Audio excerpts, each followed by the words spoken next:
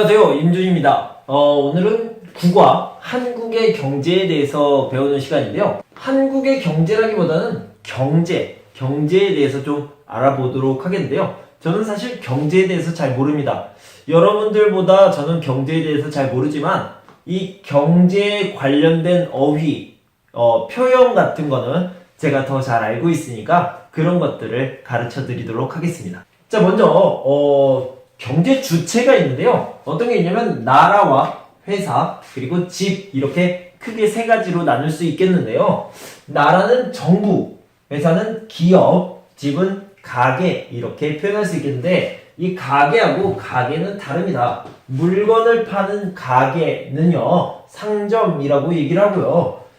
집에서 돈을 관리하는 것을 가게라고 이렇게 얘기합니다. 발음은 똑같으니까 잘 구별해 두시면 좋을 것 같습니다. 자, 먼저요. 회사에서 물건을 만듭니다.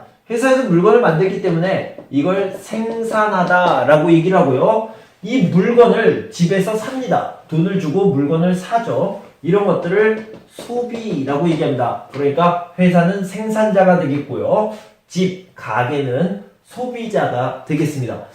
자, 그런데 회사는 집에 있는 사람들을 데려와요. 어떤 걸 하냐면 고용을 합니다. 그래서 집에 있는 아빠가, 엄마가 회사에 가서 일을 하죠. 그래서 회사에서는 집에 있는 사람들을 고용하게 되고요. 고용을 해서 일을 하면 여기에 월급을 주죠. 그래서 돈을 주게 됩니다. 이런 관계예요. 그리고 회사에서는 물건을 주고요. 물건을 판매하게 되겠죠.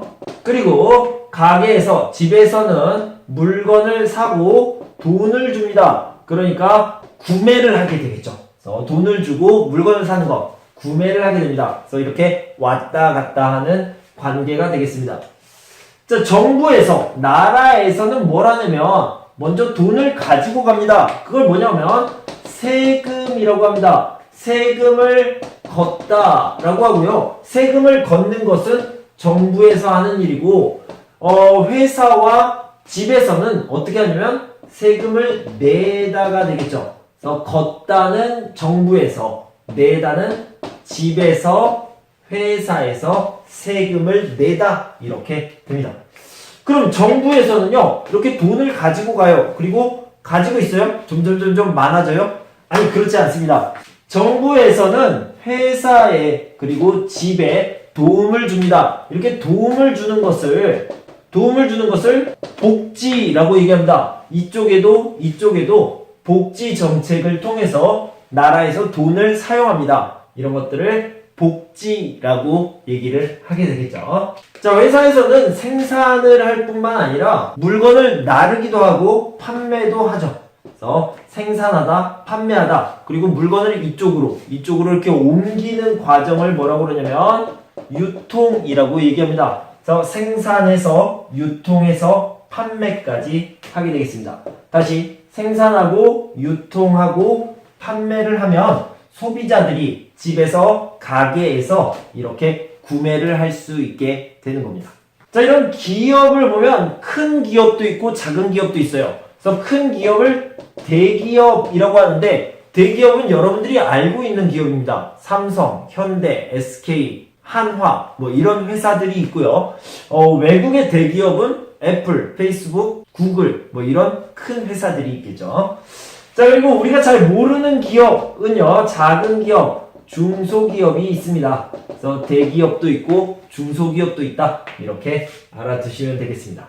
자, 다음은 수요와 공급을 알아볼 텐데요. 수요라는 것은 필요해요. 저는 그 물건이 필요합니다. 사고 싶어요. 라는 것을 수요라고 하고요. 그래요. 그 물건이 필요하면 제가 제공해 드릴게요. 제공하는 것을 공급이라고 얘기합니다. 그래서 수요가 많아지면 가격이 어떻게 됩니까? 가격은요. 자, 예를 들어서 이 물건. 자, 이 책이 여러분은 필요해요. 그죠? 이 책이 필요합니까? 그랬더니 여기저기서 많이 필요하다고 해요. 그러면 제가 이 책을 10만 원에 팔겠습니다. 이렇게 해도 네, 필요해요. 이렇게 얘기하면 그래요? 그러면 이 책을 15만 원에 팔겠습니다. 그래도 필요해요. 그러면 가격은 계속 올라가게 되겠죠. 그래서 수요가 늘어나면 가격은 올라가고요. 이 책이 너무 많아졌어요. 공급이 늘어나면 가격은 내려가게 되죠. 여러분들이 잘 알고 있는 수요 공급에 따른 가격 결정입니다.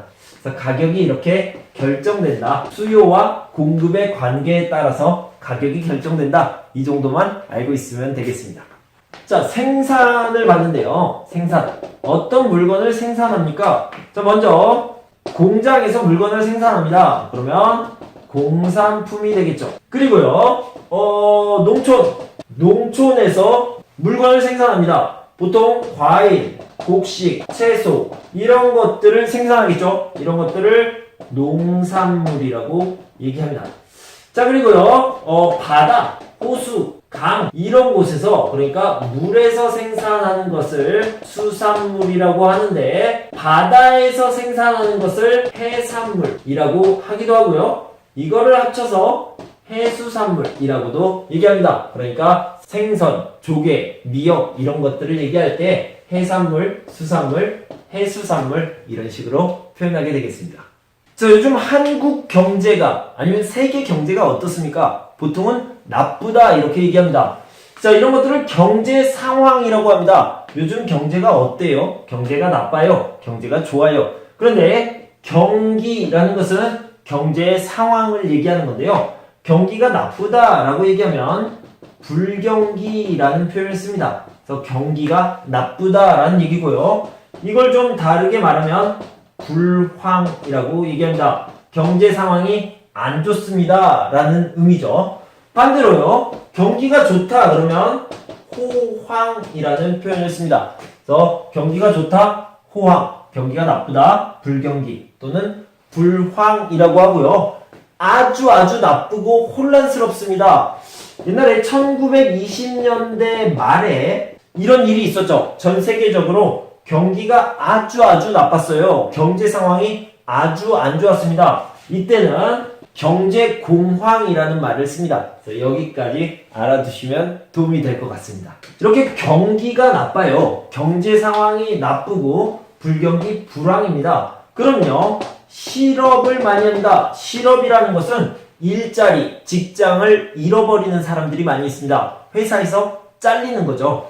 회사에서 잘리는 퍼센티지를 뭐라고 그러냐면 실업률이라고 이렇게 얘기를 합니다. 실업률이 어때요? 높아지죠. 실업하는 사람들이 많아집니다. 많아지는 것을 증가하다, 올라가다 이렇게 표현을 합니다. 자, 그럼 이렇게 올라가고 내려가는 것에 대해서 좀 더 알아보도록 할게요.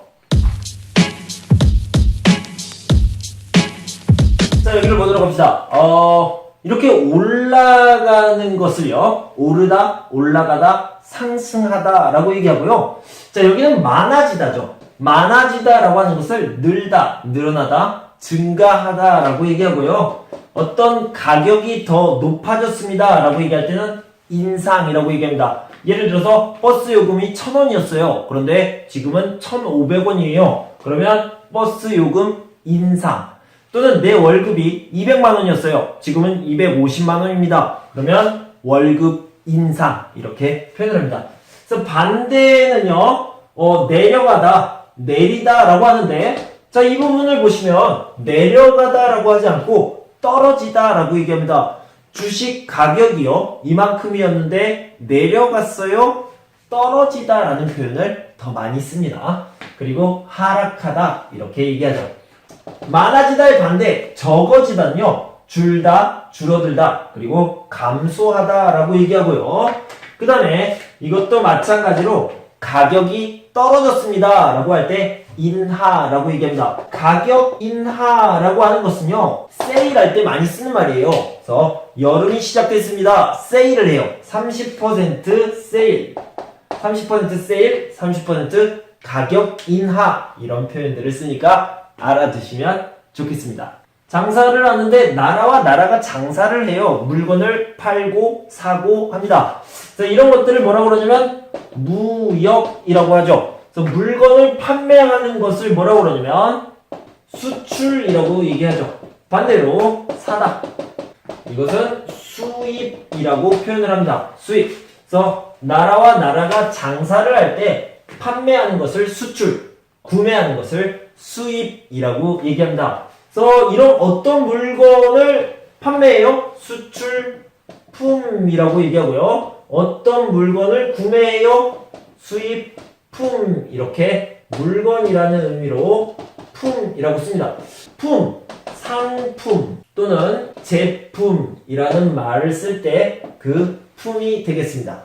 자, 어떤 일을 시작할 때요, 사업을 할 때, 제가 사업을 하려고 그러는데 여기에다가 1억을 넣어서 시작을 했습니다. 그러면 1억을 투자하다 라고 얘기하죠. 하지만 저는 사업을 하지 않습니다. 사업은 누가 하냐면 A씨가 합니다. A씨가 사업을 하는데 돈이 필요해요. 돈이 필요하면 제가 1억을 줘요. 그리고 저는 사업을 하지 않지만 A씨가 돈을 많이 벌면 제가 그 투자한 돈의 배당금을 받게 되겠죠. 그래서 투자라고 얘기하는데 이 A씨는 한국 사람이 아니에요. 외국 사람입니다. 그러면 해외 투자가 되겠죠.